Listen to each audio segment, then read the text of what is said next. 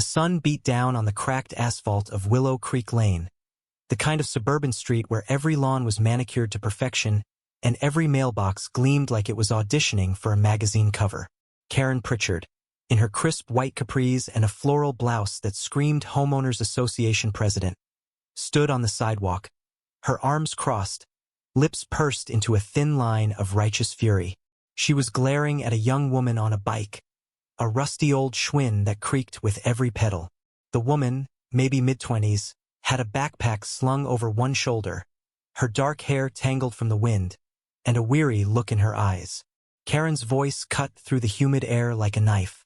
"You can't park that junk heap here.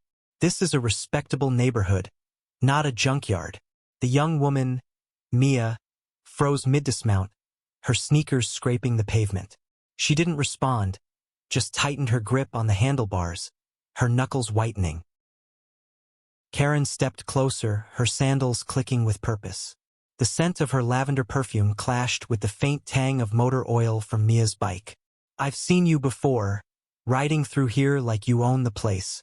Do you even live in Willow Creek? Or are you one of those transients?" The word dripped with venom, and a few neighbors peeked from behind their curtains, drawn to the drama like moths to a porch light. Mia's jaw clenched, but she stayed silent, her breath hitching as she tried to push past. Karen wasn't having it. She grabbed the bike's handlebar, her manicured nails flashing in the sunlight. "I'm talking to you. This is private property, and I'm calling the cops if you don't." A low rumble interrupted her, a deep, guttural sound that vibrated through the ground. Karen's words caught in her throat.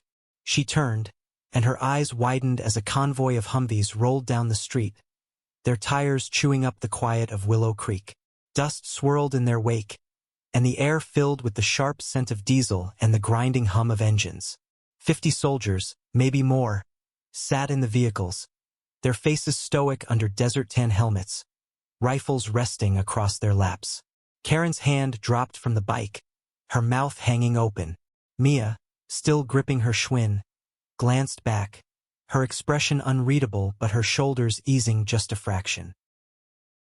The lead Humvee stopped, its door swinging open with a heavy creak. A man stepped out, tall and broad-shouldered, his uniform crisp despite the heat. His boots hit the pavement with a thud, and the dog tags around his neck glinted as he approached.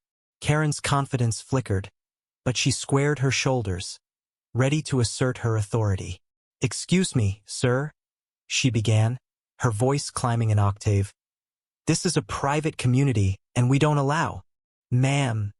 The soldier cut her off, his voice calm but edged with steel. "Step back." Karen blinked, her cheeks flushing red. She opened her mouth to protest, but the soldier's gaze shifted to Mia. His expression softened, just for a moment, and he nodded. "You okay, Mia?" Karen's head snapped toward the young woman, her eyes narrowing. Mia nodded back, a small, tired smile breaking through her guarded exterior. "Yeah, Lieutenant. I'm fine." Karen's world tilted. She sputtered, her hands flapping like startled birds. You know her?" The lieutenant ignored her, gesturing to the Humvees.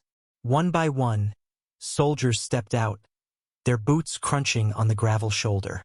They formed a loose semicircle behind Mia, their presence quiet but overwhelming. Karen's neighbors, now openly gawking from their porches, whispered to each other, their phones already out, recording the scene. The air was thick with tension, the kind that makes your chest tighten and your pulse race. Mia set her bike against a tree, the chain rattling softly. She turned to Karen, her voice low but steady. "I wasn't going to say anything. I just wanted to get home. But since you're so curious," she took a deep breath, and the soldiers seemed to lean in, their silence amplifying her words. "I live here, on Maple Drive. I've been deployed for 18 months. Afghanistan. Just got back yesterday." Her voice cracked on the last word, and she looked away, blinking hard. The lieutenant rested a hand on her shoulder, a small gesture that carried the weight of shared history. Karen's face drained of color. Her mouth opened and closed, but no sound came out. The neighbors' whispers grew louder, a buzzing hive of judgment turning on her. She'd spent years ruling Willow Creek with an iron fist, issuing fines for untrimmed hedges, lecturing kids for skateboarding, and now she'd picked the wrong fight. Mia continued, her voice gaining strength, each word a hammer strike. This bike? This my brother's. He didn't make it back. I ride it to feel close to him. That okay with you? The sarcasm was sharp, but the pain behind it was raw, slicing through the humid air. A soft gasp came from one of the neighbors, a woman in a sundress clutching her iced coffee. Karen's eyes darted around, searching for an ally, but found none. The soldiers stood like statues, their faces unreadable but their loyalty clear. Then, from the back of the convoy, another figure emerged. A woman older, maybe in her 60s, with gray hair pulled into a tight bun. She wore civilian clothes, but her posture screamed authority. She carried a small wooden box, polished to a shine, and walked straight to Mia. The crowd parted, the air growing heavier with each step she took. "Corporal Torres," the woman said, her voice warm but firm. Mia straightened, her eyes glistening. The woman handed her the box, and Mia's hands trembled as she took it. "Your brother's commendation," the woman said softly. "Posthumous. He saved 3 men under fire. We thought you'd want to have it." Mia's fingers traced the box, and a single tear slipped down her cheek, catching the sunlight. The soldiers saluted, a crisp, unified motion that echoed like a drumbeat. Karen flinched, her hands twisting in front of her. The neighbors were silent now, their phones lowered. The woman with the iced coffee was crying, her hand pressed to her mouth.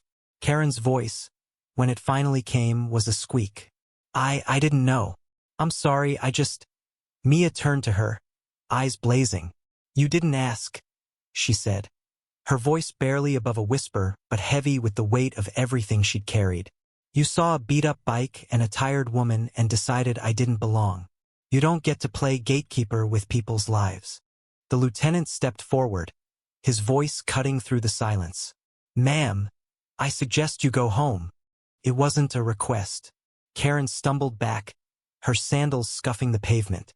She looked around, desperate for someone to back her up, but the neighbors turned away, their faces a mix of shame and pity. The soldiers began to disperse, climbing back into their Humvees, but not before a few of them nodded to Mia, small gestures of respect that felt like a lifeline.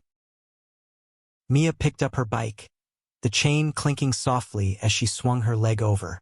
She didn't look at Karen again, didn't need to.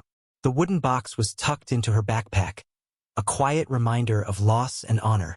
As she pedaled away, the creak of the bike blended with the fading rumble of the Humvees, leaving Karen alone on the sidewalk. The air was still now, the diesel scent fading, replaced by the faint sweetness of blooming jasmine from a nearby yard. Karen stood frozen, her arms limp at her sides, the weight of her own smallness pressing down on her. The neighbors drifted back to their houses, their whispers now a low hum of gossip that would spread like wildfire. Karen's reign as Homeowners Association queen was over, not with a bang but with a quiet, humiliating unraveling. She'd mocked a hero, and the truth had rolled over her like a convoy, relentless and unyielding. Mia, riding toward Maple Drive, felt the wind on her face, the ache in her chest loosening just a fraction. She didn't need Karen's apology, didn't need her approval. She had her brother's memory, her comrades' respect, and the road ahead. Sometimes justice isn't loud. Sometimes it's the sound of a bike chain turning, carrying someone home.